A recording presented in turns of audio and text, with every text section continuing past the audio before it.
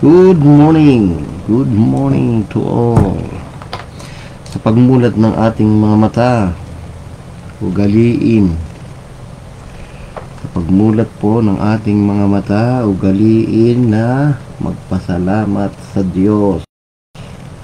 Tandaan po niyo yun, pagdilat ng inyong mata, O Diyos, aming Amang Yeswa, salamat. O Diyos, salamat. O Diyos, salamat. Mananatili kang tapat. Ibinigay mo ang lahat. Diba?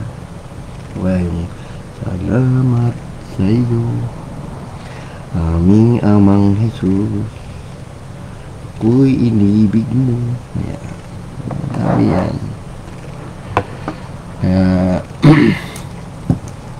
ngayon po, ang panik kayo ng mundo. Sabi nga roon sa James 1:1, sabi dyan, yung mga kapatiran din na mga Israelita at hindi, sabi sa James 1:1 Santiago 1:1. Si Santiago na alipin ng Diyos at ng Panginoon, sabi niyan, di ba? Tingnan natin Santiago 1:1. Santiago 1:1. Si Santiago na alipin ng Diyos at ng Panginoong Jesucristo, bumabati sa 12 angkan ng Israel na nasa pangangalat. So, binabati lang naman niya yun. Alam din naman niya kasi nagkalat na yun sa buong mundo. So, kasama na may mga, alam niyo kasama ni Hentil dyan. Israelita na kayo rin lahat. Dahil ang mga katutubo noon na napunta ni Abraham, si Abraham Hentil noon supot pa yun. Tapos sabi ng Diyos, tuliin mo yan. Para maging katutubong Israelita kasama yung mga dayuhan na nakipamayan sa inyo. Ganun lang yan. Iisa lang tayo.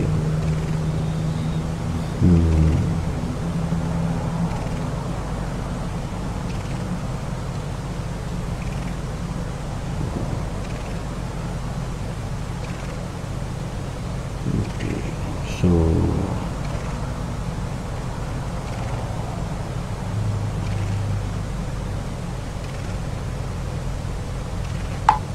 So ngayon, si Santiago, yan yung sinabihan ni Kristo na pumunta ka sa, sabi kay Maria, pumunta ka sa aking mga kapatid, no? Sabihin mo, akit ako sa inyong Diyos na aking Diyos, na inyong Ama na aking Ama. Yan yung nangyari doon sa John 7, no?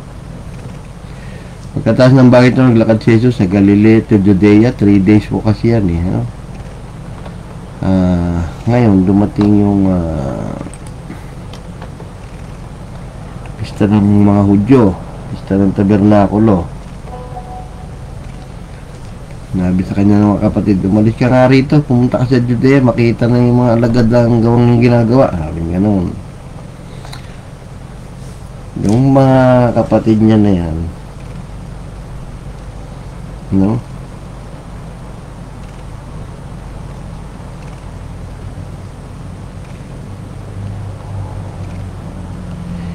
Yung mga kapatid niya na yan, hindi naniniwala sa kanya. Sabi, punta ka doon sa mga alagad mo, kaya iba yung kapatid sa alagad, no? Talagang may mga kapatid naman si Father Jesus, si Father Yeshua, no? Diyan sa Biblia.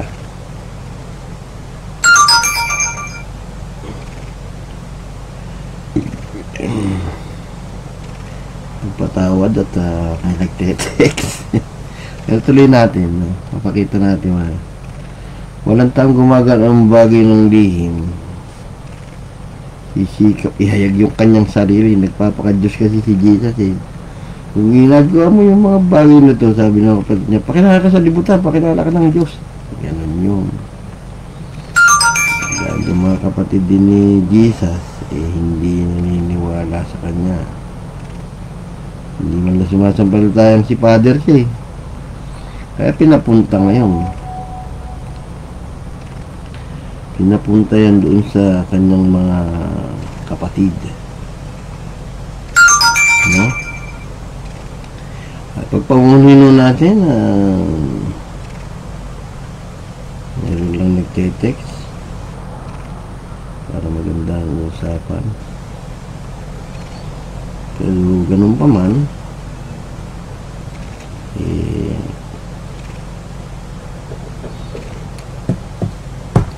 kaya ako naman nabanggit yun dahil si Santiago. Pero bago natin ipakita sa mga tao yun, sa Mateo 13, 55, 56, ang sabi dito, kaya mag-ingat-ingat nga kayo, tinatago naman ng Katoliko yan na may mga kapatid si Jesus kay Maria para naman sumikat si Maria, yung Diana ng Efeso. Mateo 13, 55, 56. Tawagin kayo mga bata pa kayo. Hindi ba itong anak ng karpintero? Sabi na lang nga kasi si Jesus yun eh. Dating niya sa sariling lupain ay kanyang tinuruan sila sa kanilang sinagoga. Nagpunta rin sa pinaka-church ng mga tao, yung tipunan ng napatsilin na nga sabi, sa kung mga tao ito ng ganitong karunong at ng ganitong makapangyarihang gawa. Hindi ba ito yung anak ni karpintero? Hindi ba tinatawag na Maria ang kanyang ina? At si Santiago, Jose, Simon at Judas ang kanyang mga kapatid. May nagsasabi sa inyo, Santiago, Simon, Judas, alagad ni Kristo. Tanungin nyo, may kapatid, may alagad bang Jose si Kristo dun sa 12? Kita nyo na. So, yung Santiago na yan na nagsulat at si Judas, kaya sinabi ni Kristo, kapatid ko kayo, Diyos ako, di ba? So, po, akit ako sa inyong Diyos, na aking Diyos. May panunuya iyon. Dahil siya yun. Kaya gusto kong ilabas dito na yung si Santiago na bumate ay kapatid ni Judas sa uno-uno. Kaya sabi diyan, si Judas na alipin ni Jesucristo, kapatid ni Santiago. O, kita nyo na. Mga tinawag na minamahal sa Diyos Ama at iniingatan para kay Jesucristo. Okay, so tuloy-tuloy tayo mga minamahal at didiretso na tayo rin sa topic dahil binati ko lang kayo at yun naman ay pinakita doon kay Santiago na pagbati. Kaya pinakilala ko na sa inyo si Santiago at si Judas ay mga biological brothers ng Panginoong Jesus. Pag may nanlolo ko sa inyo, sasabihin, mga apostol yon, pumunta ka sa iyong mga alagad, sabi kanina, so iba yung kapatid, alagad. Okay. Ang topic natin ay yung prophetic utterance. Paano nangyari itong Genesis 1:1? Kasi ang sabi nga ng Diyos sa Isaiah 46:10, no? Ako yung Diyos na nagpapahayag ng wakas mula sa pasimula. At mula ng mga unang panahon, ng mga bagay na hindi pa nangyayari na nagsasabi, ang payo ko'y mananayo at gagawin ko ang aking buong kaligayahan. Buong Bible na yun, nung pasimula, nagsabi na siya, doon sa Bereshit, pag-aralan yun, isang haring pumasok doon sa templong pinatay, pinako sa krus at yung krus ang naging tipan sa habang panahon. Sabihin niyo yung Hebrew nun, one by one. No? Meron akong topic din nun eh. Ngayon, si Sinabi rin sa Roma 4:17, pansinin ninyo ito, na ang Diyos natin ay tumatawag ng mga bagay sa dulo. Tingnan nyo nasa dulo, yung dalawang sentence. Siya nagbibigay buhay sa mga patay at tumatawag sa mga bagay na hindi pa hayag, na tila hayag na. Ano yun? Hindi pa hayag pero tila hayag na. Ganon. Bigyan ko kayo ng sample. Doon sa Isaiah 9:6, sabi doon, sapagkat sa atin ipinanganak ang isang bata. O, di ba? Ganyan. Sinasabi na ipinanganak na parang past tense. Na? Pero nagpapahisa ng mga bagay na tila hayag na hindi pa hayag. Kasi iaatang pa lang. Sa atin ibinigay, past tense na naman ang isang anak na lalaki. Pero kung papansin ninyo, at ang pamamahala ay maaatang. O, kita nyo, naging future na yon. Tapos tatawagin. O, naging future na yon. So, ganun ang Panginoon, ano? Kaya, makaiingat kayo sa mga mandaraya. Unawain yung mabuti yung nasusulat. No? Dahil sinabi yan sa 7, pinuputol nila palagi iyon. Yung sinabi sa Acts 2 na yung luklukan ni David magpakailan pa man. Ang paglago ng kanyang pamamahala at ng kapayapaan hindi magkakaroon ng wakas sa luklukan ni David at sa kanyang kaharian. Upang itatag at upang alalayan ang katulad katwiran mula ngayon hanggang sa magpakailanman. Tutukan nyo yung dulong sentence. Sino maggagawa ng lahat ng yan? Isasagawa ito ng sikap ng Panginoon ng mga hukbo. Ang Panginoon ng mga hukbo ay ang Panginoong Hesukristo. Tingnan nyo yung nasa Revelation, yung nakasakay sa kabayong puti na Panginoon ng mga hukbo, no? Yung tinatawag na hari ng mga hari, Panginoon ng mga Panginoon. Ang alam ko sa Revelation 19 yata yun eh.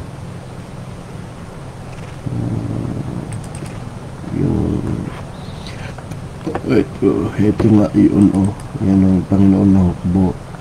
Revelation 19:13. Sa'yo nakaramta ng damit na wisinisika ng dugo. Nasa Isaiah din yan. Yung sino dumarating na duguan dun sa Bosra, Isaiah 63 yun eh. Na nagpipisang mag-isa ng ubasan, siya lang din yun. Ayun, tatalakayin ko na lang sa ibang araw yung mga yun. Dahil magkakahalo-halo yung topic. Pero pag may nababasa ako, kailangan kasi minsan pakita ko na sa inyo para hindi kayo nalilito. Yung si Kristo, mula nung walang pasimula sa Micah 5:2, nagsalita. Sabi niya, let there be light. Yun yung prophetic utterance, yung 1, 2, and 3, 4, and 5. Pakita ko sa inyo yun.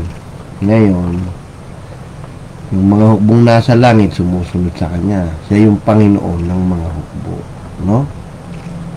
Kaya nga yun sinasabi ko sa inyo. Siya yung Panginoon ng mga hukbo, no? Ngayon,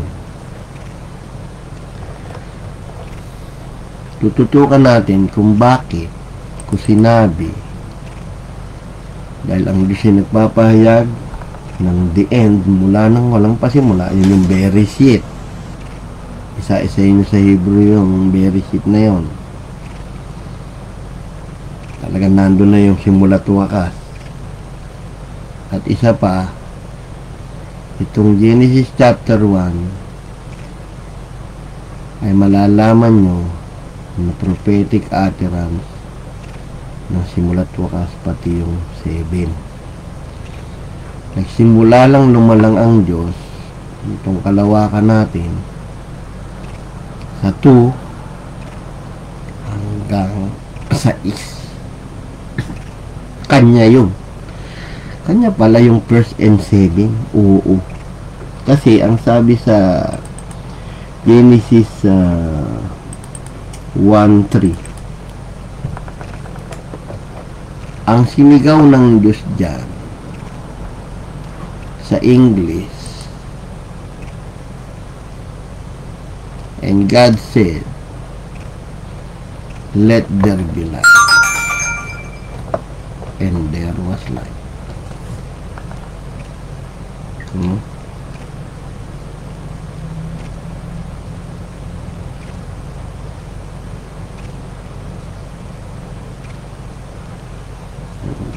See,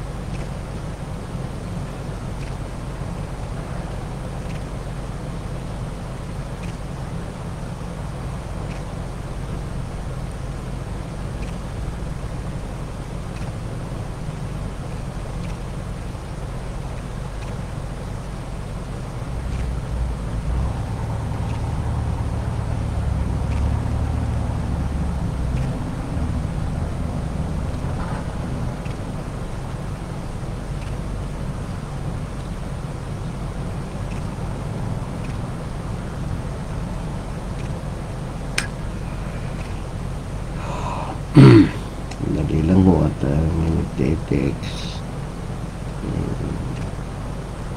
Bigyan naman natin sagutin. Talang ganun ang Diablo. Minsan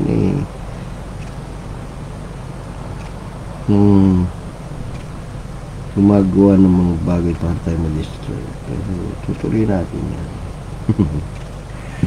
Okay. And God said, let there be light, and there was light. Ngayon, lumiwanag daw yung buong mundo, no? So, yung let there be light, akala nung mga tao, yun na yung liwanag na nakikita nyo ngayon. So, nagkakamali kayo. Dahil sa Genesis 1:16, doon lang nilalang ng Diyos ang araw, buwan at between, and God made 2 great lights. Sabi ng Diyos kasi, sabi niya dito, and God said, let there be lights in the firmament. Isang malawak na tubig lang kasi nung araw yan, sa dos. Mamaya pakikita ko sa inyo. Biglang hinati, pumakyat doon sa universe, no? At nagkaroon ng nalagyan ng lupa. Pero yung palang first day, sinasabi na ng Diyos na darating siya, ang kanyang espiritu nasa ibabaw ng tubig ban sa tuwika. At let there be light, yun yung verbo na nung pasimula, yun yung sinabi ng Diyos. Kaya sabi ng pasimula ay ang salita. Ngayon, sa 4th day, diyan lang nilalang ng Diyos, ayan o.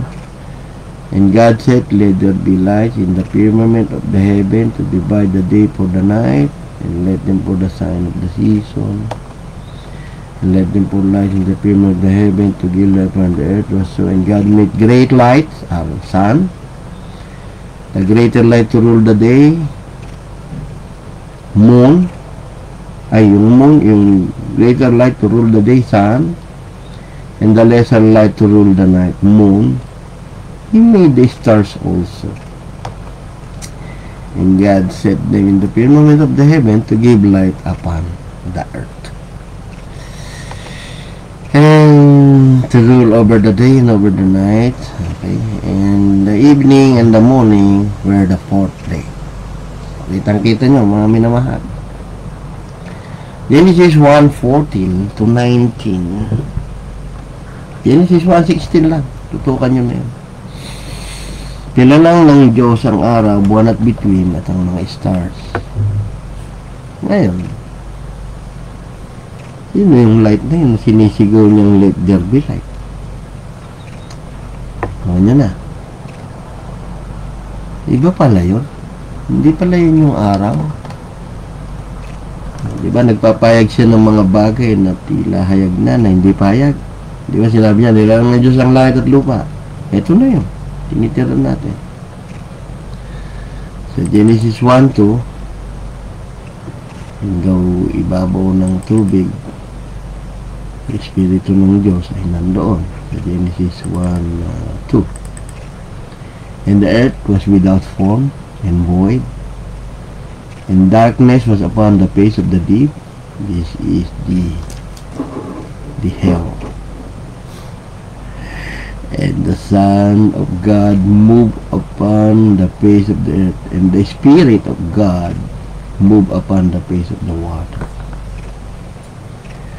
The waters, yung tubig na yan, ang Espiritu ng Diyos na sa ibabaw ng tubig. Ang ibig sabihin, darating ang araw na yung kanyang Espiritu ay nasa ibabaw ng mga bansa at wika. Sinabihan ng Diyos sa Revelation 17:1 na yung babaeng patutot, sabi diyan, I will shew unto thee the judgment of the great war that is spread upon many waters. Ano yung waters? Sabi ng anghel sa 15. And he said unto me, the waters which thou sawest, where the war is seated, yung daw tubig na nakikita mo na inuupuan ng babaeng patutot, are people,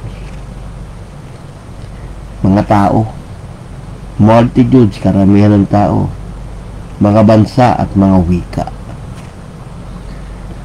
Kaya maliwanag sa Genesis 1:2, darating ang araw na yung Espiritu ng Diyos na ibabubuo sa Joel 2:20-32 ay kakalat ngayon. At natupad nga yan ngayon. Di ba? Na tayo nasa Holy Spirit stage na ng Diyos. Di ba? Ngayon, ang sinabi diyan sa 1:3, and God said, let there be light. And there was light. Yan pala yung pagkakatawan tao ng Diyos. That is God said, I will manifest in the flesh, in the future. Sabi niya gano'n. And that is in 2 Corinthians 4:6. For God who commanded the light to shine out of darkness, let there be light. That is the prophecy. Had shine in our hearts to give the light of the knowledge of the glory of God in the face of Jesus Christ. The Genesis 1:3 is in 2 Corinthians 4:6. Now, in Genesis 1:4,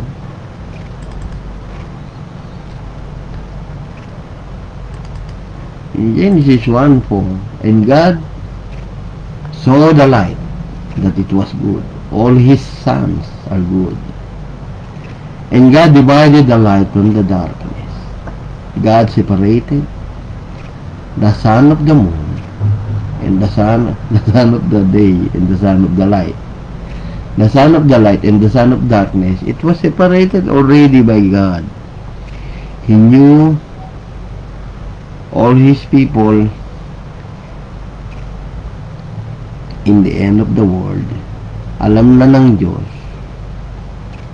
kung sino ang sa kanya sa Roma 8:28. And we know that all things work together for good for them who love the Lord, to them who are called according to His purpose, to whom He did foreknow. See? He also did predestinate. See? So, is God separated the son of light and the son of darkness? Yes. Niwalay nga ba ng Diyos ang mga anak ng araw din? Oh. It is in 1 Thessalonians 5:5. You are all the children of light and the children of the day. We are not of the night nor of darkness. See? Therefore, and the God is starting to count His day in Genesis 1:5. This is how God count His day. And all the days 1:5. So, okay. So the God called the light day, and the darkness He called night, and the evening and the morning were the first day. That's how God count His days. Okay? That is not our days. Ganun bumilang ang Diyos. Binigay niya na yung pagbilang niya. Ganyan siya magbilang. So maliwanag mga kapatid, dito sa nang pasimula, nilikha na ng Diyos. Tapos na, ito na. Tapos, walang anyo, walang laman. Ang kadilim ay sumasa sa ibabaw ng kaliliman. Sabi nga doon sa Acts 22:16, ibalik mo sila sa ilaw sapagkat sila ay nasa kadiliman ni Satanas. Diba? Ilabas natin yung talata.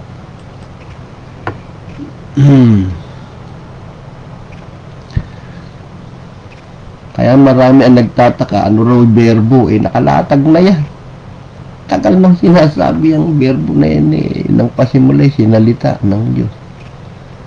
Ano ba unang lumabas sa bibig niya? Let there be light. Hindi espiritu lang ang Diyos, may espiritu yun. May daliri yun. May katawang langit na yun. Kaya nga, panayang baba nun sa earth makapangyarihan yun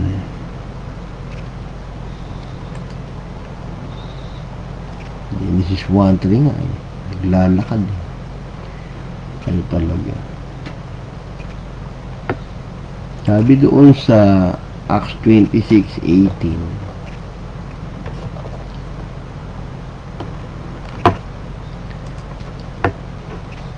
saan nyo gusto makita yung dilim? Ito, sa Acts 22:18 yan. Talaga naghahari. May ibabaw nga yan sa inyo. May ibabaw. Isipin mo yung kalaliman na yun. Nasa ibabaw pa rin kalaliman. Ibig sabihin lalim. Yung malalim, ibabaw nun, madilim.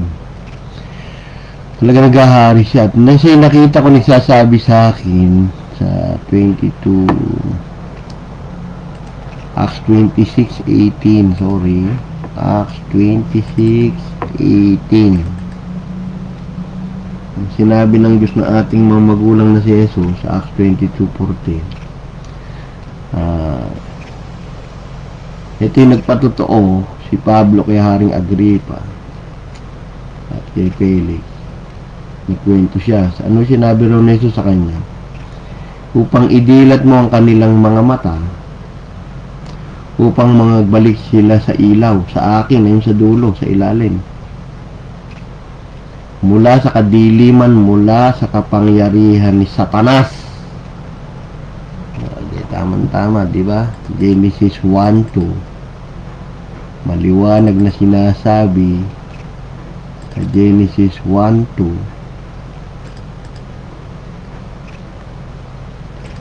na kayo'y nasa kadiliman ni Satanas, sumasa ibabaw ng kalaliman. Ngayon, ang Espiritu ng Diyos sumasa ibabaw ng tubig. Dumating ang panahon, maraming nakakilala sa Diyos. Umilaw ngayon yung mga batong puti na yun. Let there be light. Tapos natutukan yung mga yun, nagsiilaw din yung mga batong puti na pinili niya sa huling araw. So ngayon, ganun yun, no? Kasi ako talaga, hindi naman namin aral ito, pero nararamdaman ko lang na ang mundo talaga ay geocentric, hindi heliocentric. No? Sa creation kasi gano'n. Na yung malaking tubig na yun doon sa 7, ito yun eh. Edi tapos na yung unang araw. Tingnan nyo. Sa 6.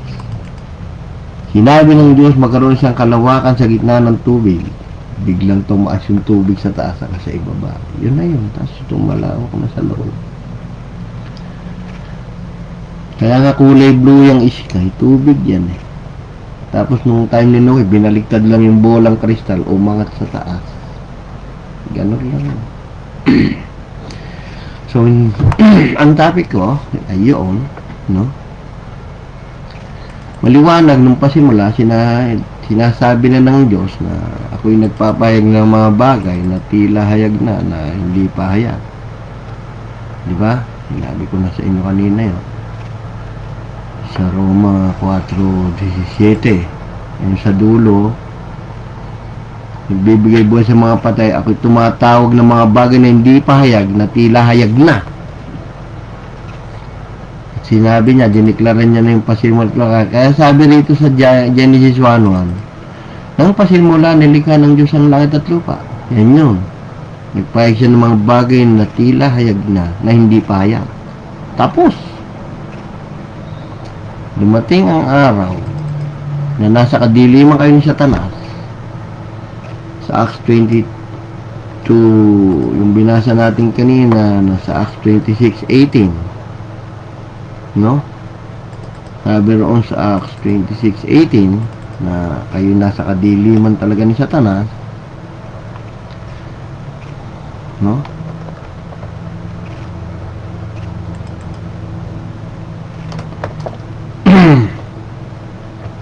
Ngayon, pinadidilat yung mata nyo.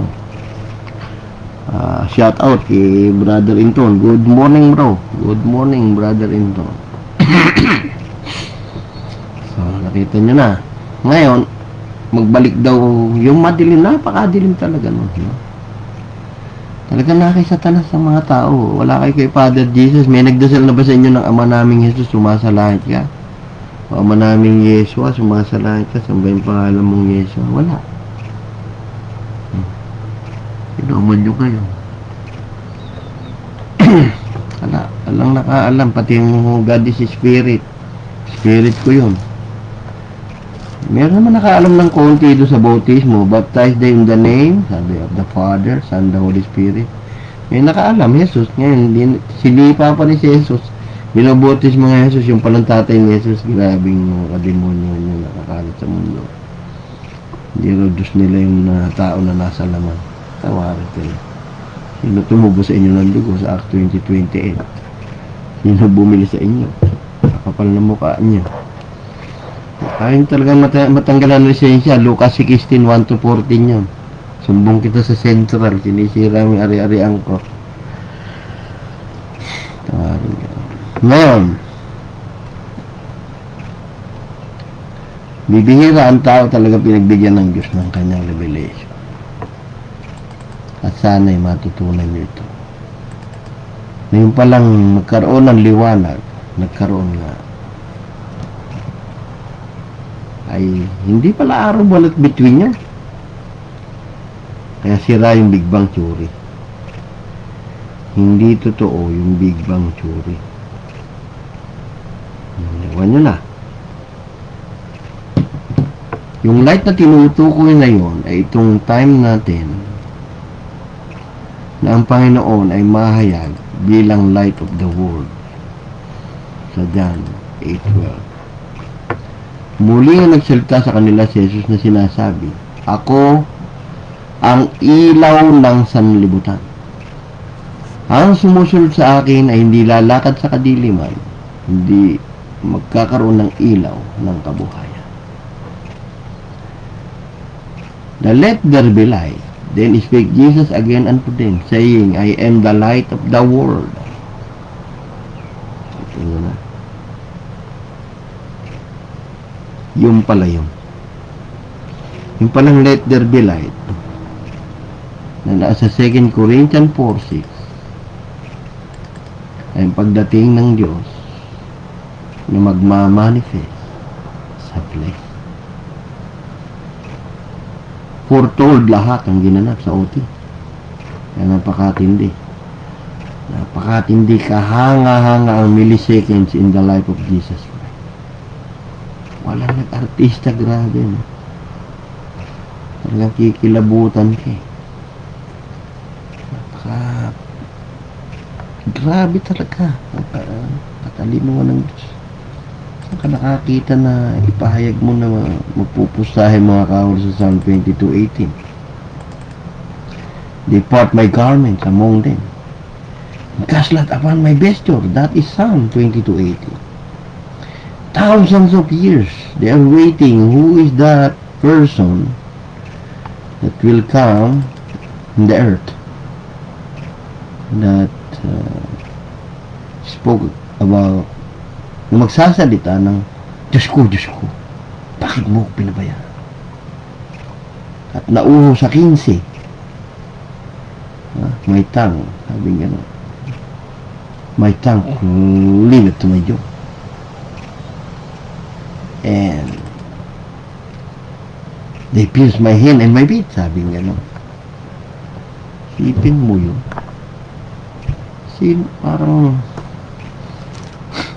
Parang salamin na lang sa kanya yung New Testament, no? Pagdating niya, yung millisecond ng buhay niya, iikot yung mundo, wala siyang sisirain. Tao siya. Hindi naman nag-aartista yun. Kaya nga doon sa John 9:24, then again called the man that was John 19 yun. Okay. John 19:24. Sabi doon, and said therefore among themselves, let us not rend, but cast lot for it, whose it shall be that the scripture might be fulfilled. Nangyari ito pang matupad ang kasulatan. Which said, ano sinasabi ng kasulatan? Sa Psalm 22:18. They parted my garments among them, and for my vesture they did cast lot. These things, therefore, the soldier did. Noon sa 28, nauuho si Jesus sa Psalm 22:18. After this, Jesus, knowing that all things, alam niya lahat ng bagay were now accomplished. Alam ni Kristo na naganap na. Para matupad lang kasulatan, that the scripture might be fulfilled, he says, I church. Nawawa ko, sinabi niya. Sa ulado niya, no? Kaya mamatay siya ng 14 na araw ng Abib, alas 3 ng hapon sa Hebrew. Kasi 9 na oras. Ang unang oras sa kanila ay alas 6.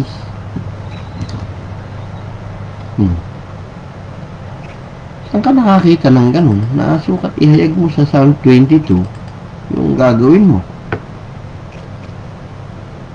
Kasi nasa 1 Peter na yan eh. Sinasabi niya sa 1 Peter 1:10-11 na of which salvation the prophets have inquired and searched diligently, sapagkat ang mga propeta nagsipang hula sa biyayang dating sa inyo, searching what manner of time the Spirit of Christ which was in them. Sa Tagalog, yun daw mga naghulang propeta tungkol sa pagkaligtas na ito ay nagsikap. Nagsiyasat na maigi ang mga propeta na simula tungkol sa bayang dating sa inyo. biyayang dadating sa inyo. Siniyasat nila yung kahulugan ng hula kung ano at kailang panahon tinuro ng Espiritu ni Kristo na sumasa kanila.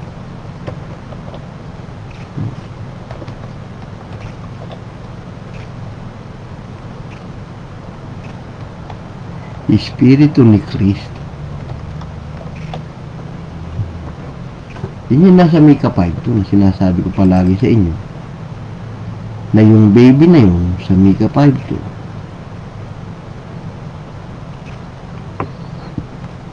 ay magmumula sa walang pasimula. Ikaw, Bethlehem Ephrata, ang lumagay sa libo-libong Juda mula sa ilalabas ang nagpupuno ng Israel.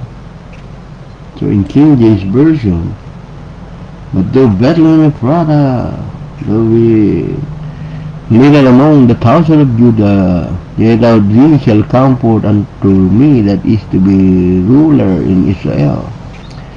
Going forth have been from of old, from everlasting. Magmumula yung sanggol sa walang pasimula sa iyong Diyos. No? That is prophecy. And it was fulfilled in Matthew 2:4 until 6. And when he had gathered all the chief priests and scribes of the people together, he demanded of them where Christ should be born. Where is this from everlasting, the Christ? And said unto them, in Bethlehem of Judea. For that is written by the prophet, sapagkat sinulat ng propeta na, ayun na, yung Mika 5:2, the Bethlehem in the land of Judah are not the least among the princes of Judah. For all of these shall come and governor that shall rule my people Israel. Where is that everlasting?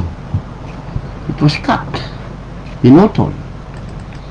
Sa Mika 5:2, O Bethlehem Ephrata, though we lead among thousands of Judah, will come forth to me the ruler of Israel. Period. Period in Mika 5:2. Period in Matthew 2.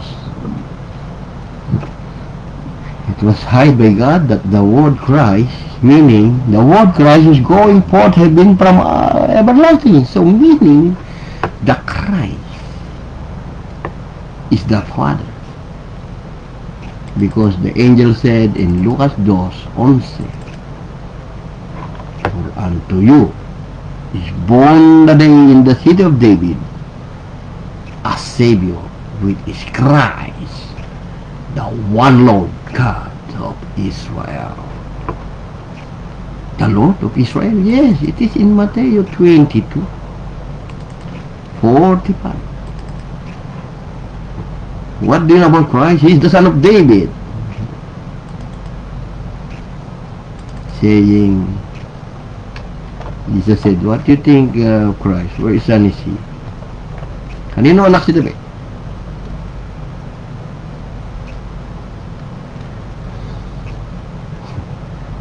Kanino anak si Kristo? Whose son is the Christ? David. And Jesus replied, if David then call him Lord, how is he his son? Kung tinatawag siya ni David na Panginoon, paano siya yung kanyang anak? Binutata. Sinupalpal yung mga anak ng kadiliman. Niliteral. Anak daw ni David. Yung Christ from everlasting and no man was able to answer him a word. Neither there. Mula noon, wala nang nagsipagtanong pa. Sabi gano'n, sino ba yung Kristo? Sabi gano'n. Kanino ba anak si Kristo? Sabi gano'n. Whose son is he? Kanino ba anak siya? Kay David.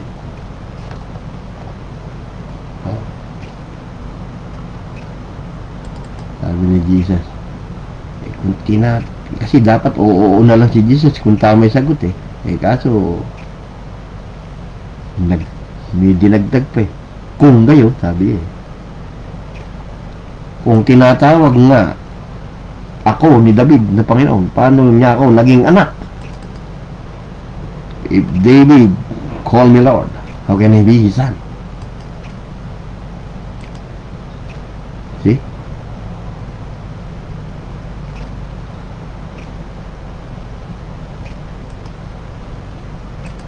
if David call me Lord, how is he his son? Because Jesus is asking about himself. What do you think about Christ? The Christ in Luke 2:11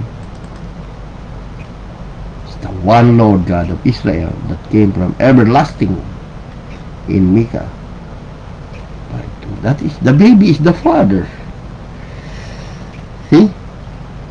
I know, the baby is the father. It is in Lucas 2:25 to 33. Because when Simeon carry the baby in his arm, they took him on his arm and blessed God and said,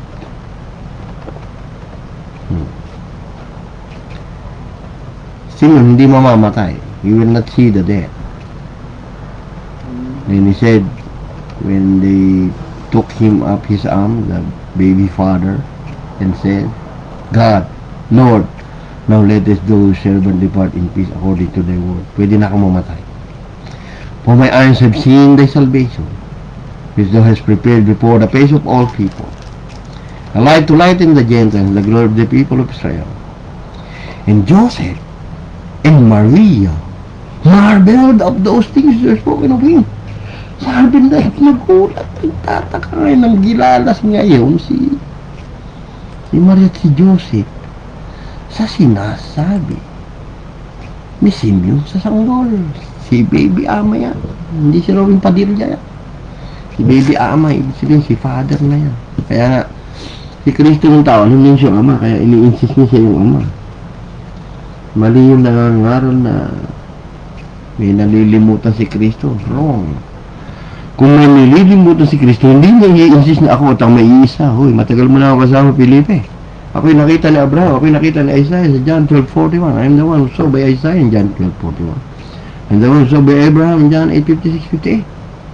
Jesus knew he is the Father when he is a man. Why he is keeping insisting that he is the Father when he is a man? Bakit nagpipilan si Kristo sa iyong ama sa langit kung hindi niya alam na siya yung ama? So maliwanag ngayon na yung Genesis 1:1 tapos na, nangyari na ang mundo. In Genesis 1:2 it was fulfilled that the waters, the water, angel said in Revelation 19:15, sorry.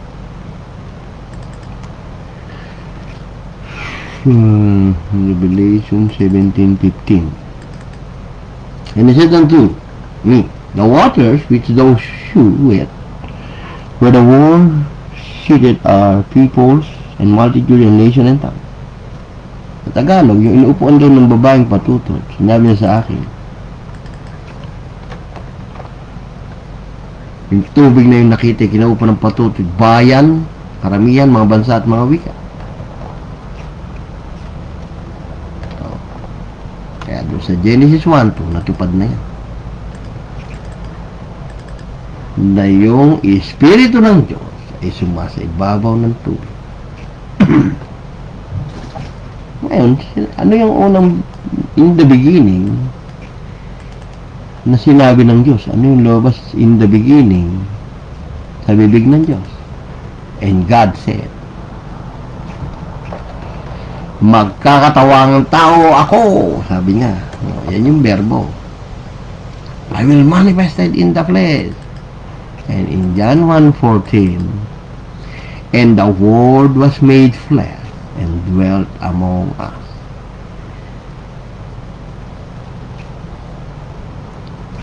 And in John 1:4-10, and he was life, and the life was the let there be light of men. And the let there be light shine in the darkness, and the darkness comprehended it not. There was a man sent from God whose name was John. Meron pinadala ang Diyos galing si John sa Malakay 3:1, Mateo 11:10, and John 7:27, Luke 7:27, sorry. The same came from a witness to bear witness of the let there be light, that all men to him might believe. He was not that let there be light, but was sent to bear witness of that light. That was the true light which lighted everyone that came into the world. See? The verbo, the word is in there already. Nandyan na, pinaliliwanag na yan. Karami nyo pang pinaggagawa sa buhay nyo. No? Kung ano-ano pa may hermeneutics pa kayo. Kung ano-ano pa pinaggagawa ninyo, Bible interpretation lang yun. Hilingin nyo yung Espiritu Santo ni Jesus. Ituturo sa inyo yan. No? Hindi kaso, kaya Satanas yung nakukuha nyo eh. Nanginginig pa kayo. Tutuwad pa kayo dyan. Takbo-takbo pa. Nakakatawa kayo talaga. Di ba sa James 2:19, no? Thou believest that there is one God, thou dost well, the devil also believe and tremble. See? Alam daw ni Satanas na ang Diyos ay iisa at nanginginig pa yan. Tatatumbling pa yan.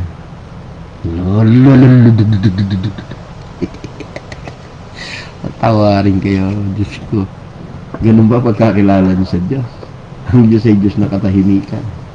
Hindi na kaguluhan. Piling niyo, sinanibang kayo ng Diyos. Hindi. Minsan lang ang Diyos na kumakatok. Tandaan niyan. Sa Revelation 3:20. Behold, I stand the door and knock. And man hear my voice. Singular. Once you accept Him, in Roma 8:9, but you are not in the flesh. Kaya ngayon ay wala na sa lumag, but in the Spirit. If so, be that the Spirit of God dwell in you. Who is the Spirit of God that dwell in you? Now, if any man have not the Spirit of Christ, he is none of His. He is none of His. Kita nyo na. Ala eh. Ngayon, pagtira niyan, if it is reside in you permanently, in 1 John 2:27, but the anointing which you have received of Him abided in you, and you need not that anyone teach you. Why? Because in 1 Corinthians 2:16, the mind of Christ is with us. For who hath known the mind of the Lord that He may instruct him? But we have the mind of Christ. Isipan ni Kristo, taglay na natin. That is in Isaiah 64:4. If I'm not mistaken. 40:13. Isaiah 40:13. Who had directed the Spirit of the Lord, or being His counselor, then taught him? Ang isipan ng Diyos. Itagay natin. That is in 1 Corinthians 2:16. For who had known the mind of the Lord that He may instruct him? But we had the mind of Christ. Hallelujah. Praise God. Praise Jesus Christ, our Father. Christ means one Lord of Israel. I told you, believe in angel, not in scholar. Because Lucas 2:11, for unto you born the Savior. A Savior. What is in Isaiah 43:11 said? Even I am the Lord. Capital L-O-R-D, and beside me there is no Savior. And the angel testified that that Savior is the one Lord God of Israel.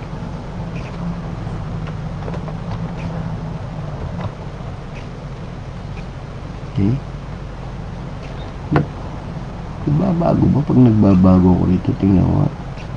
Lucas 2:11. And angel prophesied in Lucas 1:35. that baby shall be called the Son of God. No? Shall be called. And it was fulfilled. He just be called. Hindi ba bago? And the angel answered to him, the Holy Ghost shall come upon you. Okay. So, maliwanag. Napakaliwanag nung light. Ano? Napakaliwanag na nung light na sinasabi ni Jesus Christ na yung let there be light ay nasa 2 Corinthians 4:6. For God who commanded the light to shine of darkness, let there be light, has shine in our hearts to give the light of the knowledge of God in the face of one Lord God of Israel, Christ. You see?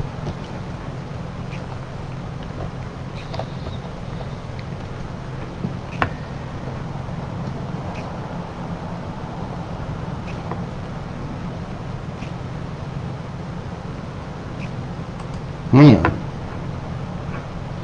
yung baby na yan ay pagtutulong-tulungan yan sa Acts 2.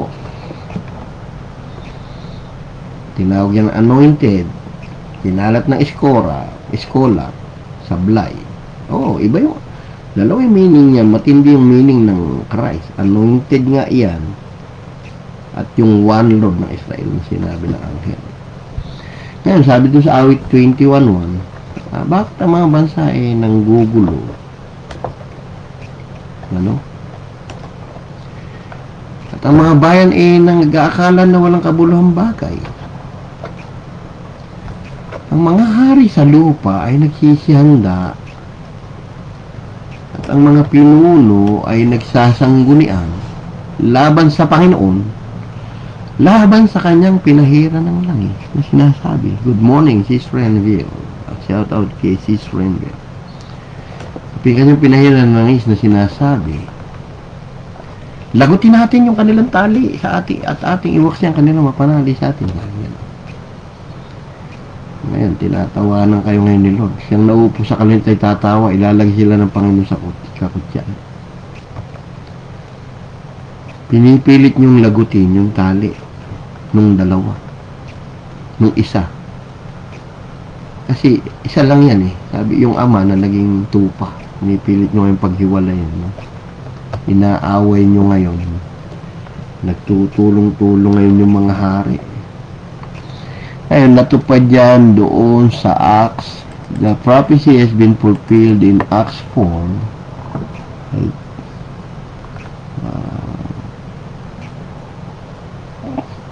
It was fulfilled in Acts 4. Tingnan natin.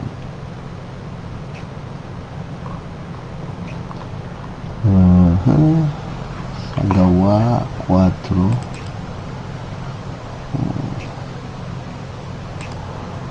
Gawa 2. Tingnan ko muna. Ito pa dyan eh.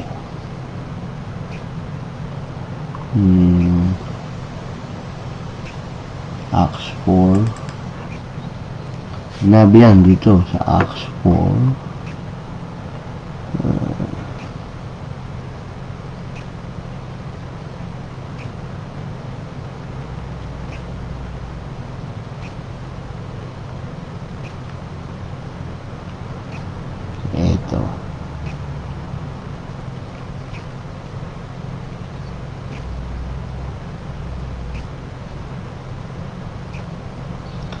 Ito. Di ba pinagaling ngayon ni Pedro sa pangalan ni Jesus yung ano. Si Kristo kasi nung tao sa pangalan ng Ama. Si Pedro noong tao sa pangalan ni Jesus. Sabi siya nga yung Ama. Nagpapagaling lang. Ay nga talaga. Nang sila yung mapagkawalan, nagsipan ng kanilang kasman, inurot lahat, sinabi, pangusudot at matatanda. Sila ng kanilang marinig ito, nagkaisang itaas nila ang kanilang tinig sa Diyos at nagsabi, Panginoon, ikaw na gumawa ng langit at lupa, ng dagat, ng lahat ng asa mga iyon. Si Jesus.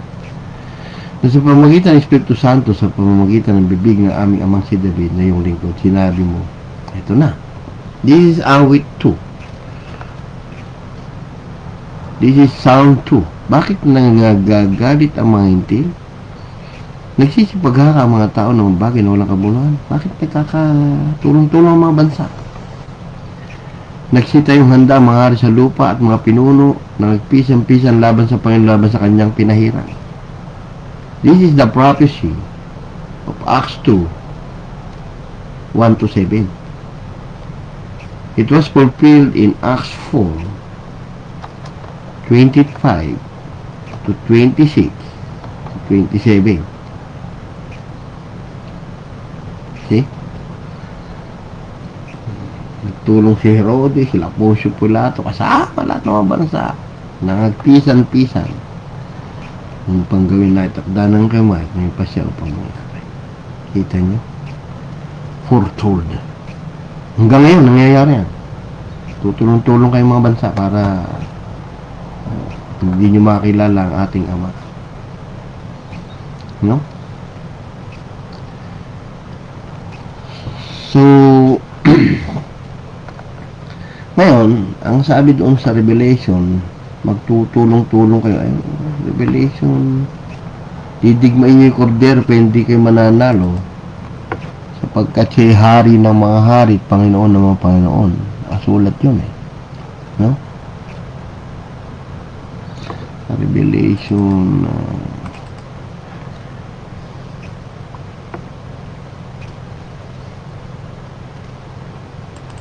17:14. Makikibaka ang mga ito sa kordero. Sila'y dadayin ng kordero sapagkat siya'y Panginoon ng mga Panginoon, hari ng mga hari. Kita nyo?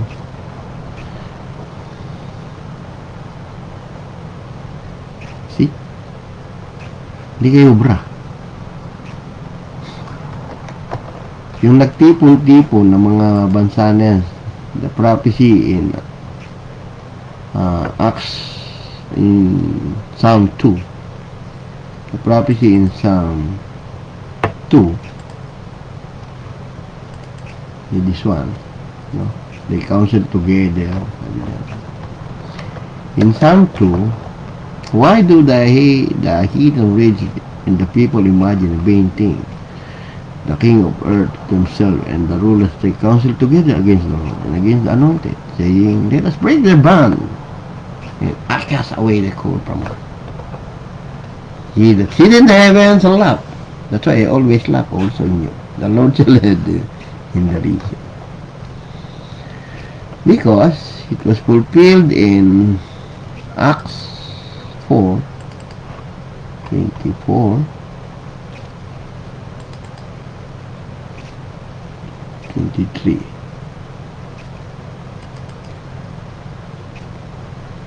In Tagalog first, at ang sinipagawa sa karoon na ito. Ito. It was fulfilled in Acts 4, starting to fulfill until now. Who by the mouth of servant David said, why did he sit in rage and the people had in vain thing? The king of the earth stood up and the rulers were gathered together against the Lord, against his Christ. Against the holy Jesus who was anointed. Both Herod and Pontius Pilate and the Gentiles and the people is gathered together. So to do whatsoever the hand they counsel to remain before together. See? It was fulfilled until now that all of you is fighting in the land. You always fight in the land. But this is the promise of God. In Revelation 17:14,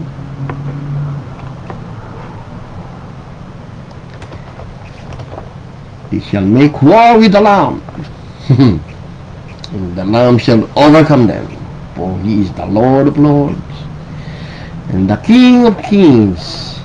And they that are up with him are called and chosen people. No? Hindi nyo matatalo. Dahil in Zechariah 49, it was fulfilled. It was fulfilled in the Zechariah 49, and the Lord shall be king all over the earth. He is the King of kings. And that day shall there be one Lord, the Lord of lords, and his name is one. Because in Deuteronomy 10:17, for the Lord your God is God of gods and Lord of lords. How many Lord of Lords now? Only one. A great God of mine. Terrible.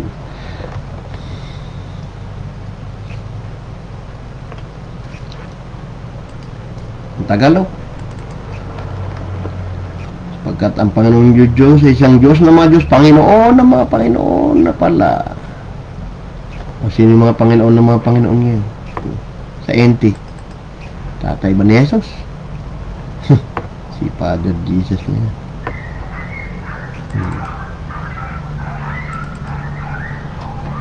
Sapagkat si Kristo maglalad, makikibaka ang mga ito laban sa kordero. Ito pinagtutulungan naman talaga yung patri eh.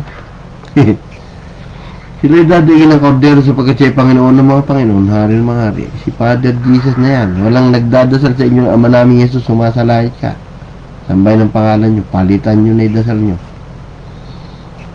Yan yung sinasabi ni Kristo, yung pakikilala sa inyo ang buong katotohanan, the whole truth. You have to change your prayer. Our Father, Jesus in heaven, hallowed be your name. Or our Father in heaven, hallowed be your name, Jesus, or Yeshua. That should be happening today, starting this day, if you understand the whole Bible.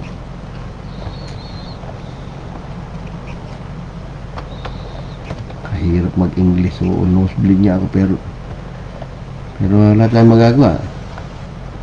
Magtatagalog na lang ako. Okay, so tapos na, no? In Genesis 1:1, nalikha ng Diyos ang langit at lupa, pumunta yung kanyang tubig sa lahat ng bansa, at sinabi niya, magkakataon tao ko, hiniwala niya yung kanyang mga anak, sa unang Tesalonica 5:5, na sapagkat yung lahat ay mga anak ng kaliwanagan,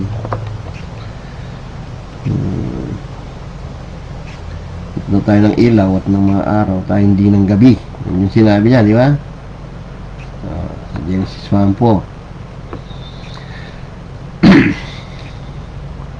Kaya, ngayon, yung isa naman, yung nagpahinga yung Diyos sa ikapito. Anong sabi sa Genesis 2? At nangyari ang natanong yun. Nang ikapitong araw, nayari ng Diyos ang kanyang gawang ginawa. Yung kanina, light of the world si Jesus, ha? Yun yung light na pinasusundan ni Pedro. Bago natin, in 2 Peter 1:19-20, this is the light.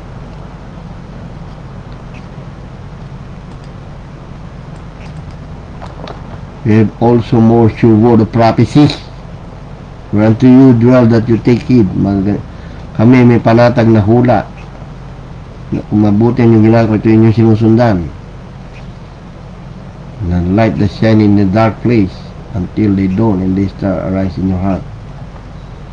Knowing this first, that no prophecy in today's scripture is of any private interpretation, for the prophecy came not in old time by the will of men, but the holy men of God speak as they were moved by the Holy Spirit of Jesus Christ. I don't like Holy Ghost. Ghost is a multo. Better Holy Spirit of Jesus Christ. Kaya may iba umasalib na lang kung ano dyan eh. Ano? Pauso eh. Okay, so ngayon, balik tayo. In Genesis chapter 2, verse 1, verse 2. On the seventh day, God ended his works, which he had made, and he rested in the seventh day. Nagpahinga yung Diyos. Okay?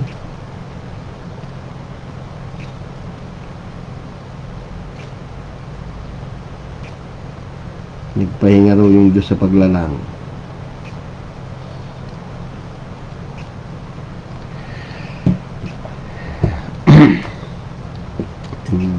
God blessed the seventh day and sanctified it, because that in it he had rested from all his work which God created and made.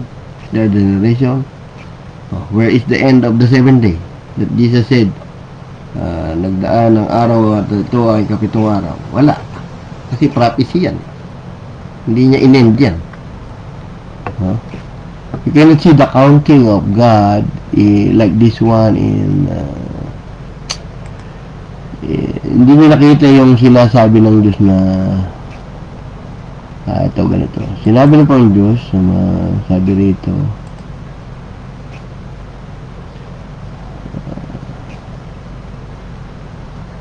ganito, yung pagsasara ng Diyos wala doon eh. Nangyari ng lahat lupa ng likay ng araw gayong Panginoon Diyos lupa at langit. Sa Genesis 1:1, no? Ganito yun eh. Paano sinasara ng Diyos yung ganito, wala siya, yung ikapitong araw. Yan. At tinawag ng Diyos ang liwanag na araw. Tinawag niya ang kadiliman na gabi. Nagkahapon, nagkaumaga ang unang araw. So, walang ganon. Nagkahapon, nagkaumaga. Sabi ganon. Wala. Tapos sumunod sa 13, nagkahapon at nagkaumaga, yun ang ikatlong araw. Walang ganon. So, nagkahapon at nagkaumaga, yun ang ikaapat na araw. So, walang ganyan. Meron bang sinabi ang Diyos na nagkahapon at nagkaumaga, yun ang ikapitong araw? Wala. Hanapin niyo yan. Iyak kayo. So, ibig sabihin, yung Genesis 2, sinabi nga yan ng Diyos sa Genesis 2. Yung kapitong araw, nayari ng Diyos ang kanyang ginawa at nagpahinga. Sinabi niya ba? Nagdaan na yung araw at yung ikapitong araw? Wala. Bakit? Nagdaan na maghapon. Yun ang ikapitong araw. Wala. Hindi sarado yan. Bakit? Because that is in Hebrew 4.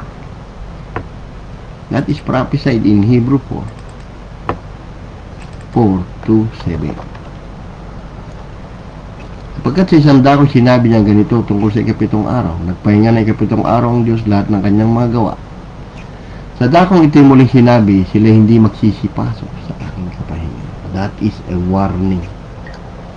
That is a warning. Okay?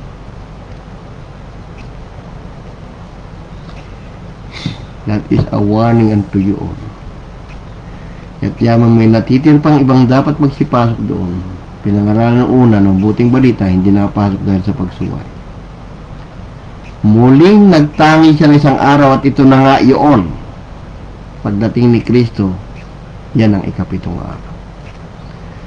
Pagkatapos na ilang panahon na sinabi ng sinabi ng una. Ngayon, kung marinig niyo muli ang tinig ng Diyos, huwag niyong pagmatigasin ang inyong puso. That is the prophecy of David in Psalm 95:7. In Psalm 95:7-11. This Psalm 95:7-11. Makinig kayo mabuti. Kapag narinig niyo muli ang tinig ng Diyos, huwag na kayong matigasan ng mga ulo. Ipinarinig yan sa Exodus 19. Moses, sabi nga natin. Na marinig namin tinig ng Diyos, mamamatay kami. Habang nagsasalita ng 10 utos. Ikaw na lang magsalita sa susunod, ha? Ngayon, ano yung pinarinig sa inyo? Di ba? Ito ang aking anak na lubos kong kinalulugdan. Ipinarinig ang tinig na yun. Hindi dahil sa akin. Hindi dahil sa inyo. Di ba? May nagsabing gano'n. Ngayon, yan yung prophecy. Kung marinig nyo ngayon yung tinig ng Diyos, huwag nyo pagmatigasin ng inyong puso. Sapagkat kung ibinigay sa kanila ni Joshua yung Sabat, hindi na sana niya sasalitain pagkatapos yung ibang araw. Hindi yan yung Sabat ni Ellen G. White. No? Tawarin kayo. May natitir pang isang pamamahiyan ng Sabat ukol sa bayan ng Diyos. Hindi yan yung sabat ni Ellen G. White. Yan yung makilala nyo si Kristo. No? O, kaya nga sinabi diyan, nagtangi ng isa pang araw. Na sinabi ng kasulatan, hindi kayo magsisipasok. Sapagkat sa sandang sinabi niyang ganito tungkol sa ikapitong araw. At nagpahinga ng ikapitong araw ng Diyos sa lahat ng kanyang gawa. Hindi yan isinara. Di ba? Wala doon yung sinabi, nagdaan ng umaga at sa gabi, ganun, at ito ang ikapitong araw. So, ngayon, titingnan natin kung nasaan yung prophecy. Ito doon sa ibinasa na natin yung Hebrew 4, 6-7.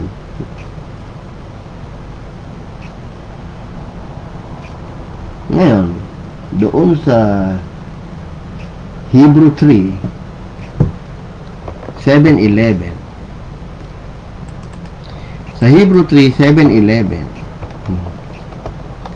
gaya nga ng sabi ng Espiritu Santo ni Jesus, ngayon kung marinig ninyo ang kanyang tinig, huwag niyong papagmatigasin ang inyong puso na gaya sa pamumukahi, gaya ng sa araw ng pagtukso sa ilang.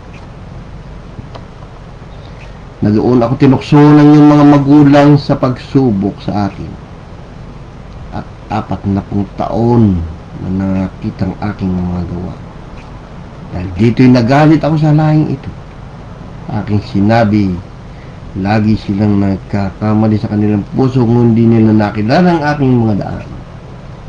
At aking sinumpa sa aking kagalitan. Sila'y hindi magsisipasok sa aking kapahingan. So, yan yung sinasabi kanina sa Hebrew 4. No? Sabi sa Hebrew 3:15, sapagkat tayo nagiging kabahagi ni Kristo kung ating iniingatang matibang pasimula natin pagkatiwala hanggang sa katapusan. Hebrew 3:15 yun. Samantalang sinasabi ngayon, inuulit ko, kung marinig niyong muli ang tinig ng Diyos, huwag niyong pagmamatigasin ng inyong mga puso na gaya na sa pamumukahi. Yung Hebrew 3:15. Di ba? Hindi ba yan yung sinabi kanina sa Sabat? Di ba? Sa Hebrew 4, sa Hebrew 4:7, di ba? Anong sabi ng Diyos?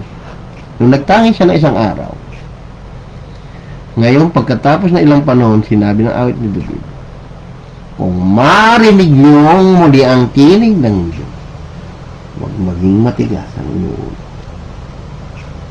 Ngayon, babasahin natin the prophecy of all these things in awit 95, 7-11. Awit 95, 7-11. Kaya sabi ko sa inyo, ang alagad ng langit kumukuha ng bago't lumang kayamanan sa Mateo 13:52. Kung yung guro ninyo hindi ganyan, wala siyang Espiritu Santo ni Jesus. Tandaan niya. Espiritu ng demonyo yung para itago sa inyo katotohanan. Dahil dadalhin kayo ng kasulatan kay Kristo at mawawala kayo sa ilalim ng tagapagturo sa Galatia 3:24-25. Bakit wala nagtuturo ng ganyan? Dahil doon sa Lucas 16:1-14 yun. Matakot silang mawalan ng lisensya na ipagpapalit nila katotohanan sa salapi. Yun ang totoo. Ano? Kaya sabi dito sa awit 95, ito talaga yung totoong apostol ng Diyos sa Mateo 13:52. Tandaan mo yan. Ang totoo na mangangaral sa kaharian ng langit. Ang sinabi sa kanya, sinabi ni Kristo sa isang talinaga, at ang bawat iskriba na ginagawang alagad sa kaharian ng langit ay tulad sa isang taong puno ng sambayan na naglalabas ng kanyang kayamanan ng mga bago at luma. Ilalabas mo yung katuparan ng hula, yun yung bago at yung luma, at dadalhin kayo lahat niyan kay Kristo. At titigil na kayo. Mamumuhay kayo ng tahimik. Magpapalakasan na lang kayo. Magtutulungan. Baka pag nagsama-sama kayo, yumanig pa yung inyong lugar na pinag-iipunan sa ating Amang Yesu. No? Wala naman nagdadasal sa kanya ngayon. Ama namin Yesu, sumasalangit ka, sabihin pangalan mong Yesu. Wala. Ano? Ito yung prophecy nung ikapitong araw. No? Sinabi ko na kanina, yung live natin ay may bagong pasok itong si Abdullah Bareng. Ang layo yung lundag. Hindi ito lundag. May pinapaano lang tayo dito, pinakikita lang natin yung katuparan ng kapag narinig niyo muli ang tinig ng Diyos, huwag maging matigas ang inyong ulo. Ito na yun, lalabas na natin. Awit 95, 7-11. Doon sa awit 95, 7-11, hindi ba sinabi nyo, kapag narinig niyo muli ang tinig ng Diyos, nagsalita na yun ito ang aking nalubos kong kinalulugdan. Sa awit 95, 7-11, panoorin mo yung buong live mamaya kasi medyo nakakadadating mo lang siguro. Kaya ganyang style niya. Alam mo, yung Surah 335 ng Muslim, si Imran yung ama ni Maria. Mamaya titirahin kita, gusto mo. Surah 11:43, nalunod si Ham sa kay asawa. Sa Quran 60:16, nalunod yung si Ham sa yung asawa ni Noah. Mga kwentong barbero lang yung nandyan sa Quran mo. Kaya, titirahin natin yan. Ando naman sa debate namin ni Ali yan. Bumuhay pa nga si Moises dyan sa, sa Quran ninyo. Bumuhay sa kapirasong baka. Iyo, pababasa ko sa iyo. Ito. Sisingit natin konti mga kapatid itong si Abdullah. Kontray na ito mga kwentong barbero ng Islam sabi rito Surah 335 si Imran yung ama ni Moises at Aaron ang tatay ni Maria. Surah 11:43 naruruna ng anak si Noah, si Ham yung napili ama pa ni Kanaan. Surah 11:43 yon. 60:16 nalunod di asawa ni Maria. Surah 6:74, asar yung pangalan ng tatay ni Abraham sa Islam. Surah 6:16, biyudo si Noah, namatay.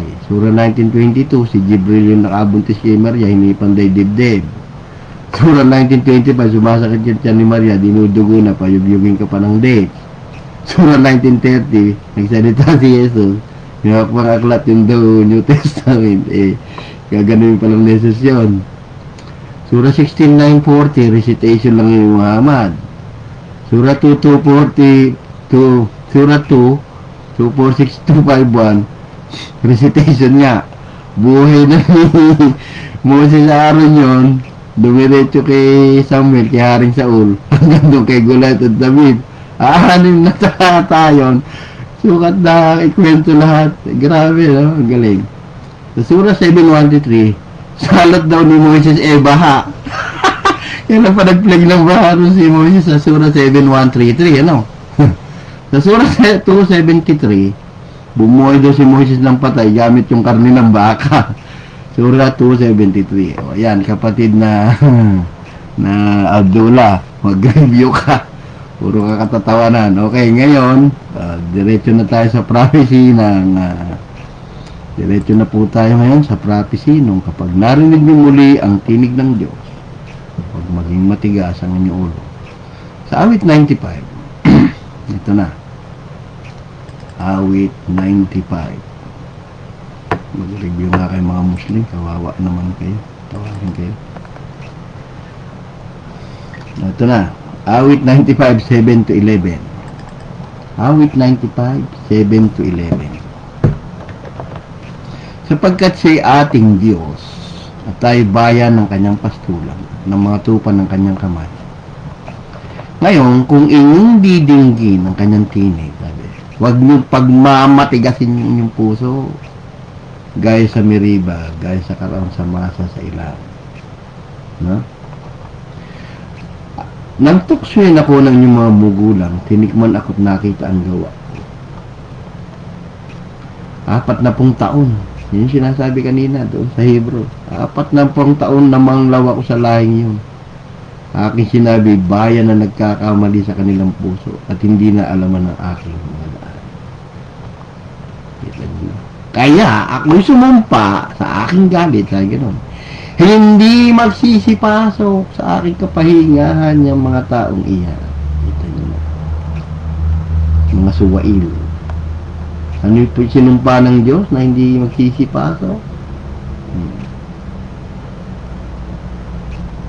Yun yung sinasabi ko sa inyo kanina.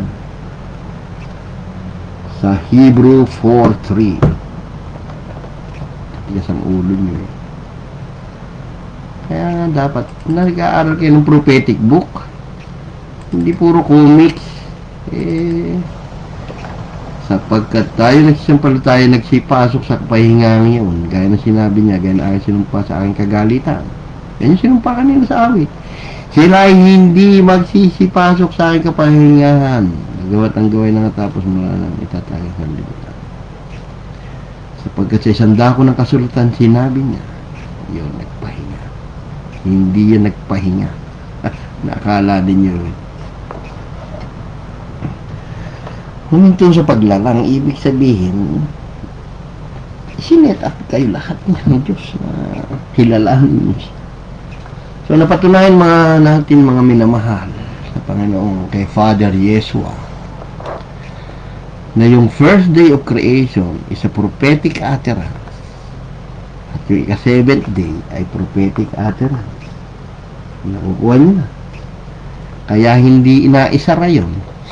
Hanapin nyo nga ako sa Genesis chapter 1 hanggang 2. Sinabi ba ng Diyos ito na yung nagkahapon at nagkaumaga, ito ay 7 araw. Hanapin nyo nga kung meron niyaan.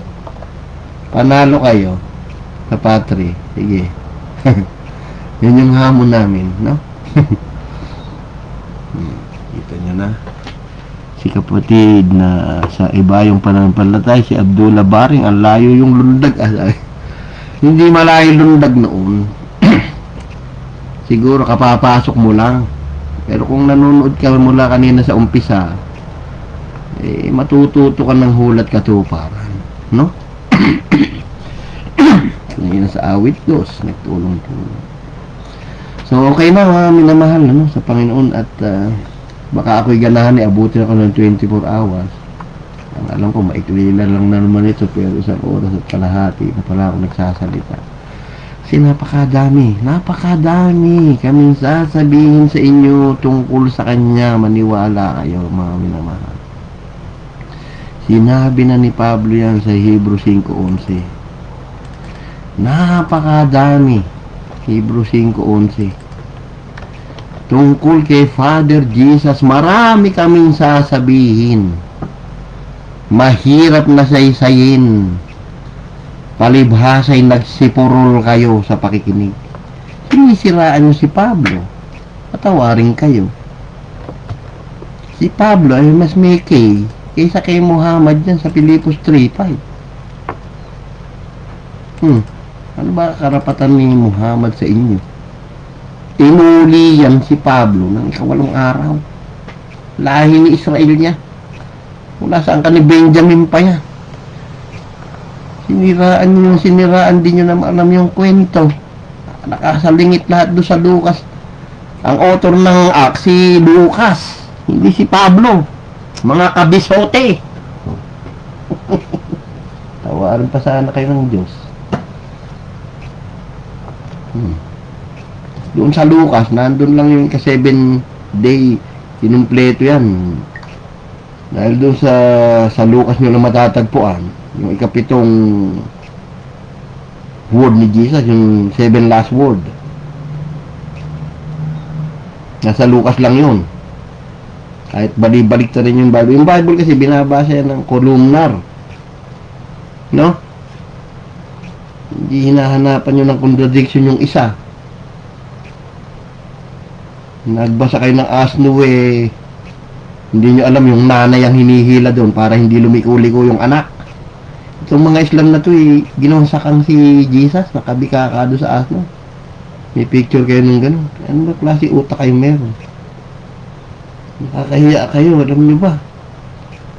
Puro kayo katatawanan lang eh. Ang nakakaunawa ng katotohanan, kayo mag-aral nga kayo mabuti. Natawa nga kami nung naglabas ng picture yung mga Muslim eh, nakabisaklat si Jesus, nakabikaka eh. Meron doon isang asno sa kanan, meron isang asno sa kaliwa. Tawarin kayo sana. Prophetic book yung Bible. At marami talaga ang naggawa lang ng business dyan. No? Nasa Lucas 16 yun, 1-14, basahin nyo yung mga nandun na ayaw mawalan ng lisensya ng Central. Isusumbong kita sa Central. Basahin nyo yun. Yan yung mga pastor na kahit mali ang turo, konsensya nyo na yan. Pagpapalit nyo yung katotohanan doon sa pera. Kaya kamumuhian yung isa kong yung sinasabi. Ganon din kayong mga Muslim. No? Kaya mag-review kayo. Sinisiraan nyo si Pablo. Grabe. Hindi kayo nag-aral eh. Si Pablo, si Lucas yung nagsulat nun. Kaya may Matthew, Mark, Luke, and John.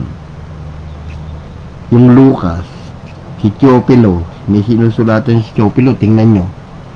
Yung sa Lucas 1:3. Oh, ano sabi? Kagalang-galang na Teopilo. Oh. Tapos pagdating doon sa Acts 1:1, oh, kagalang-galang na Teopilo.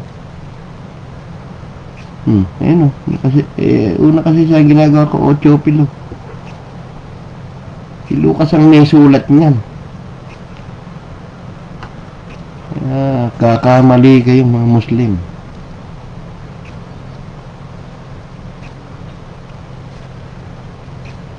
Mag-aral kayo mabuti. Kapag bulag taga-akay, sama-sama kayo sa hukay, tandaan nyo, tingnan ko, tigas nyo, tingnan nyo, Panginoon.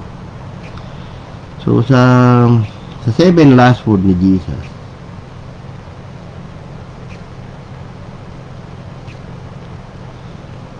minsan magla-live ako tungkol dyan sa Muslim. Manood kayo. Tingnan nyo kung paano maging katatawa na yung mga kwento nyo. 7 last word of Jesus Christ.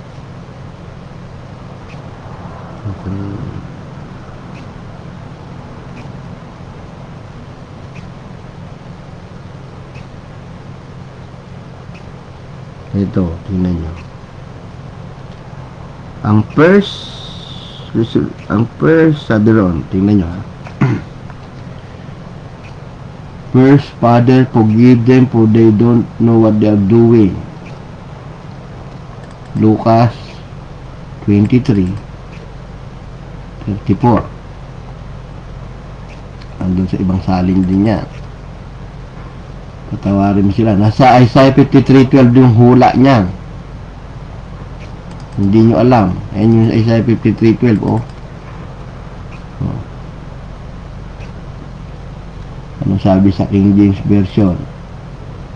And made intercession for the transgressor. Nakuha nyo? Sila idinalangin patawarin. Yan yung tupa na 7 na pinatay na hindi umimik.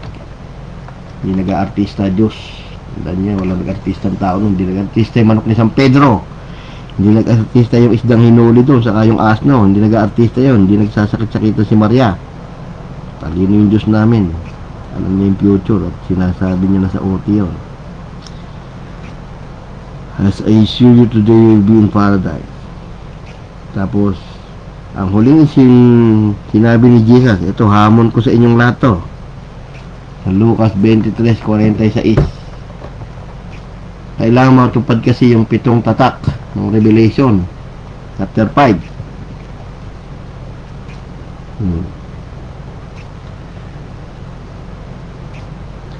Ito sabi sa Lucas 23:46. Lucas 23:46. Yan. And when Jesus had cried with a loud voice, he said, Father, into your hands I commend my spirit. And sa awit 31:5 yan eh. Alam ng mga propeta ng mga yan. Alam ng mga alagad na yan. Sinasabi na Jesus sa kanila. Saan matatagpuan yun? Sa awit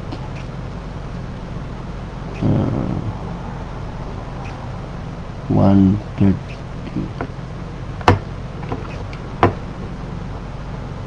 1:31:5 ay sinabi ko. Awit Ama sa ginabil na ang Espiritu. Awit 31:5.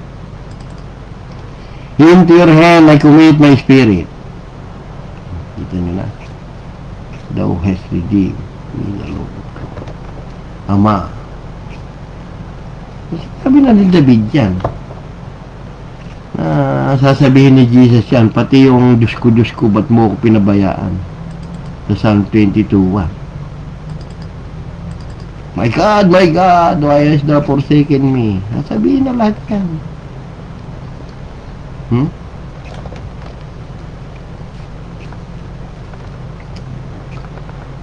Sinasabi ng iba. So ngayon, ang payo namin,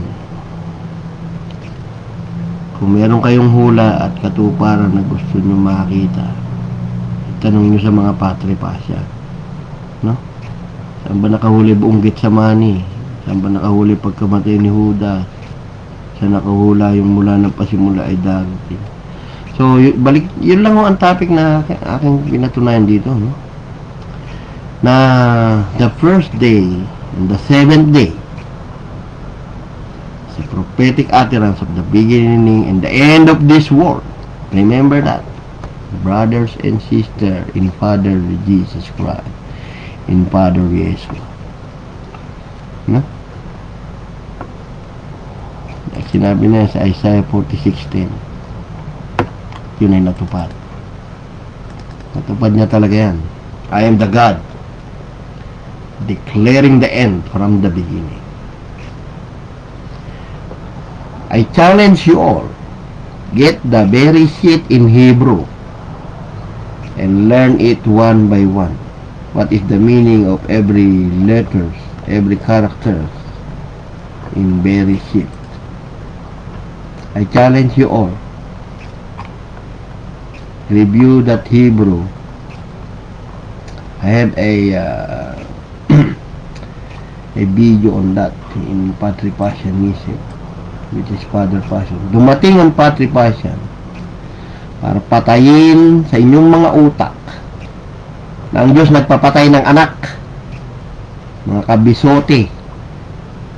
Kabisote ho, nangangaral nyo. Tandaan niya. Galit na nga si Jesus sa inyong kamangmangan eh. Nakakitang pag-ibig ng Diyos doon. Yung anak mo ayaw mong nilalamok eh. Dula ikaw na lang mamatay eh. Yung Diyos ay papapatay ng anak para sa inyo. Hindi ganun yun. Sarili niya yung dumating. Yung sinasabi sa Isaiah 45:23. Sinabi niya, ang lahat ng tuhod lulod sa kanya. Sa Isaiah 45:23. Tandaan niyo yan. Hindi doon sa ibang Diyos nyo. Hindi dyan kay Allah luluhod. I sworn by myself, the word is gone out of my mouth. At sa iba pang Diyos nyo, in righteousness shall return. Kay Father Yeshua lang yan. That unto me every knee shall bow, every tongue shall swear.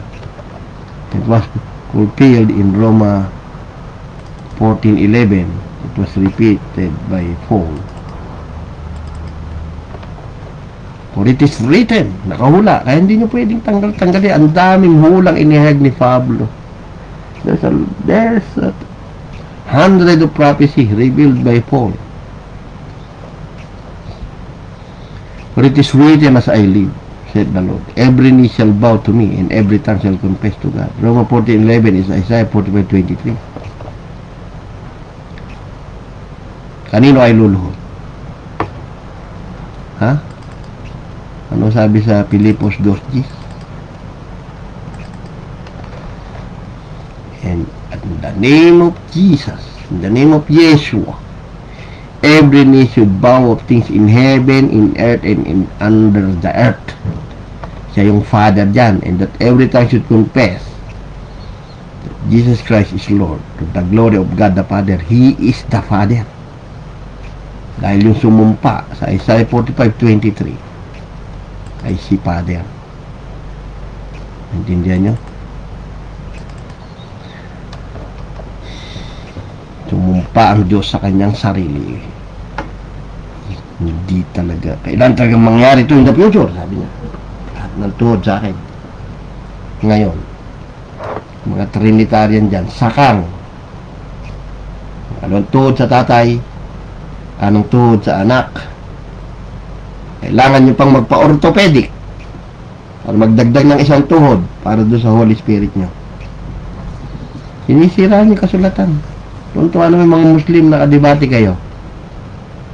Dahil tatlo'y Diyos nyo, takbuhan kayo sa Muslim, balik kayo sa Katoliko, maralin yung mga turo, kung tama o mali. Trinity. Alam niyo ang Trinity galing lang kay Tertullian yan sa Africa. South Africa. Hindi naging Pope ng RCC yan.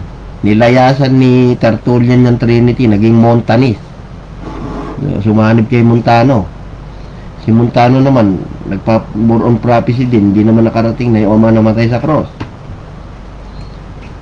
Si Nueto, si Praxias, na naunang mga patri, taga Asia Minor yon, Church of Smyrna pa. Sino paniniwalaan nyo? Nasa Asia Minor, Church of Smyrna ng Revelation 1:11. Yung Tertullian yung negro na galing ng South Africa. Tawarin kayo. Tawarin kayo mabuti.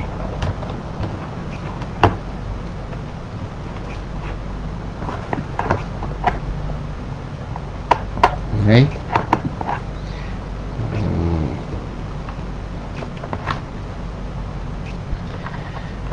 Okay. So, tapak natin yung ating keyboard. Naglalak. Okay, so sa iyo ang papuri paggalang aming Amang Yeshua. So, ini-end ko yung live ko sa isang panalangin. Amang Yeshua, sumasalangit ka, sambay ng pangalan mo, Yeshua.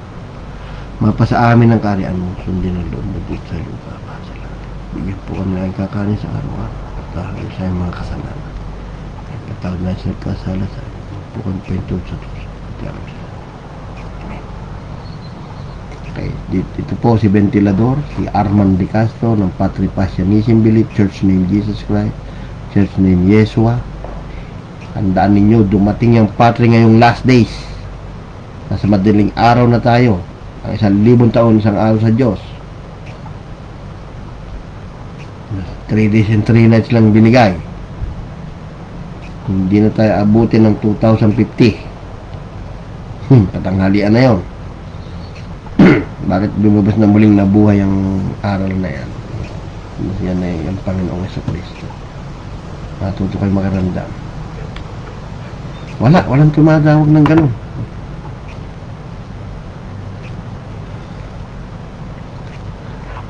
Sige, end ko na yung live ko. Salamat sa mga sumubaybay at sa mga nakinig. Ay maintindihan nyo na ang Biblia ay prophetic book. Galatia 1, Genesis 1:16 ay araw, buwan at bituin. Ang creation lang lahat na yan, nasa 2 to 6. Ang first day at seventh day ay prophetic utterance ng Diyos na siya nag-declare, nagaganap, na darating siya bilang tao. Dito nyo naman makikilala ang ito last to, yung demonyo nakausap nyo sa 1 John 4:2 and 3. Tandaan niya. Sa 1 John 4, 2 and 3. Dito nyo makikilala yung demonong kausap nyo. Hereby know you the Spirit of God. Every spirit that confesses that Jesus Christ is come in the flesh, God manifest in flesh, is of God. And every spirit that confesseth not that Jesus Christ is come in the flesh is not of God. It is the spirit of the Antichrist, because the Christ, the one Lord God of Israel, whereof you have heard it that should come, and even already is in this world. And the 1 Timothy 3:16, they cannot change it anymore, because in 1 Timothy 3:16, without controversy, great is the mystery of godliness, Jesus Christ was manifest in flesh, justified by the spirit of the doubt, Jesus Christ, sin of the angels, Lucas 2:16, Jesus Christ, preached unto Gentiles, Jesus Christ, believe into the world, Jesus Christ, receive into glory, Jesus Christ, the Yeshua Hanasri, Ninilik, Hayahudin. Kuhanin nyo yung pangalan ni Kristo sa Hebrew, Aramaic, doon sa cross. Kuhanin nyo yung first letter, pagdikit-dikitin ninyo, makikita nyo ang tetragrammaton. Yan yung pinapalitan ni Caiaphas. Palitan mo yan. Ba't nakabasa niya yung pangalan ng Diyos niya dyan? Ang naisulat ko na.